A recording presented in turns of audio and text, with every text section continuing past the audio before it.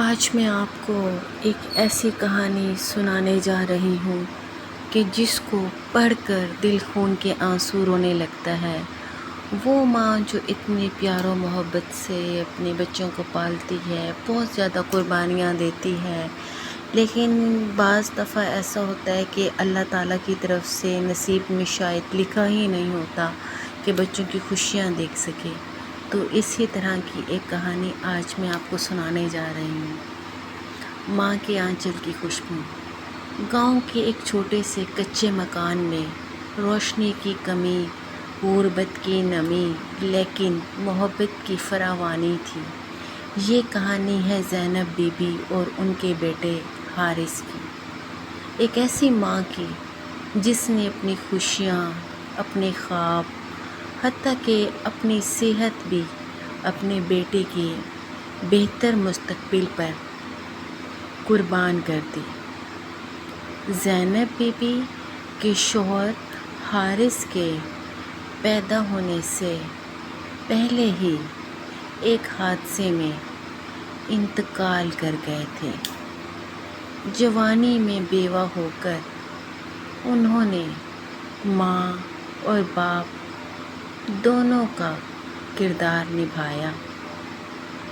وہ خود کبھی اسکول نہ جا سکی، لیکن چاہتی تھی کہ حارث تعلیم کی روشنی سے محروم نہ رہے۔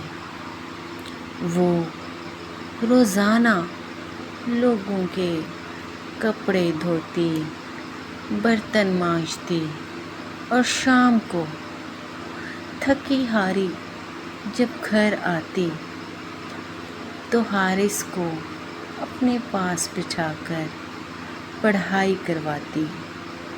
ہر دن وہ اس کی آنکھوں میں وہ خواب دیکھتی تھی جو وہ خود کبھی پورے نہ کر سکی۔ ایسے خواب جو پورے نہ کر سکتی تھی وہ۔ وقت گزرتا گیا۔ حارث نے ماں کی محنت کو رائے گاہ نہ جانے دیا۔ گاؤں کے اسکول سے لے کر شہر کے کالج تک وہ ہر امتحان میں کامیاب ہوتا رہا، لیکن ان کامیابیوں کی قیمت زینب بی بی نے چپ چاپ ادا کی۔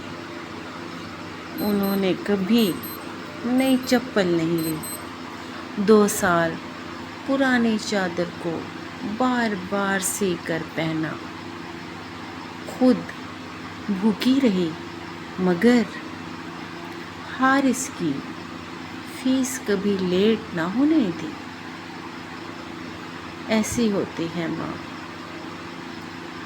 پھر ایک دن وہ لمحہ آیا جب حارث کو ایک بڑی یونیورسٹی میں اسکالرشپ ملی۔ وہ اب شہر جا رہا تھا۔ زینب بی بی نے اپنے آنچل میں کچھ خشک میوے باندھے، کچھ دعائیں اور تھوڑی سی مٹی اپنے گاؤں کی، اپنے صحن کی، اپنی محبت کی۔ یہ مٹی تجھے کبھی اپنی جڑوں کو بھولنے نہیں دے گی، انہوں نے کہا۔ زینب نے یہ بات اپنے بیٹے کو کہی۔ یہ مٹی تجھے کبھی اپنی جڑوں کو بھولنے نہیں دے گی۔ شہر کی چکا چوند، اونچے خواب، بڑی بڑی عمارتیں، حارث ان سب میں کھو گیا۔ ابتدا میں وہ روز فون کرتا، پھر ہر دوسرے دن، پھر ہفتے میں ایک بار، پھر مہینے بھر۔ خاموشی چھا گئی۔ زینب بی بی ہر شام وہی فون والا کونا دیکھتی جسے اب گھنٹوں خاموشی کھا جاتی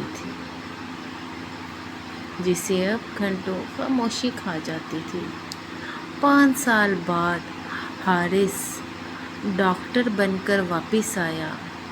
بڑی گاڑی، قیمتی لباس، مہنگا موبائل، لیکن وہ آنگن خالی تھا۔ وہ بیل جس کے سائے میں ماں اس کے لیے چپاتیاں پکایا کرتی تھی مرجھا چکی تھی۔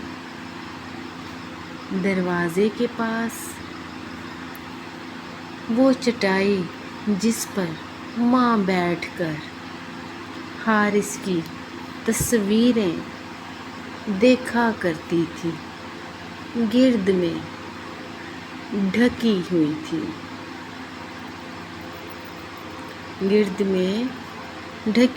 تھی۔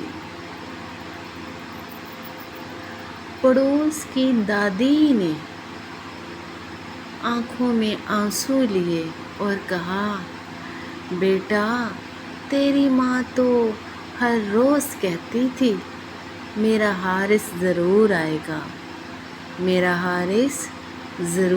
گا، لیکن وہ انتظار میں ختم ہو گئی۔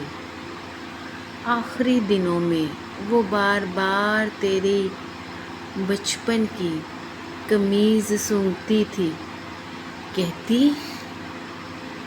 کہتی تھی میرے بچے کی خوشبو اب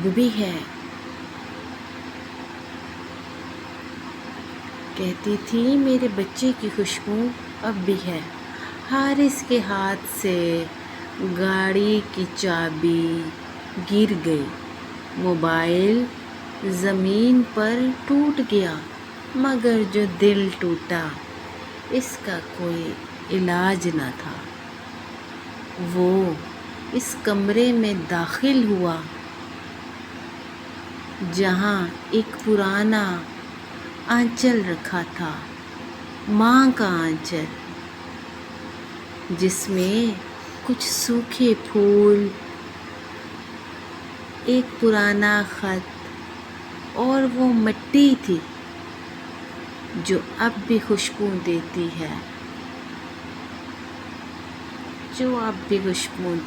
تھی۔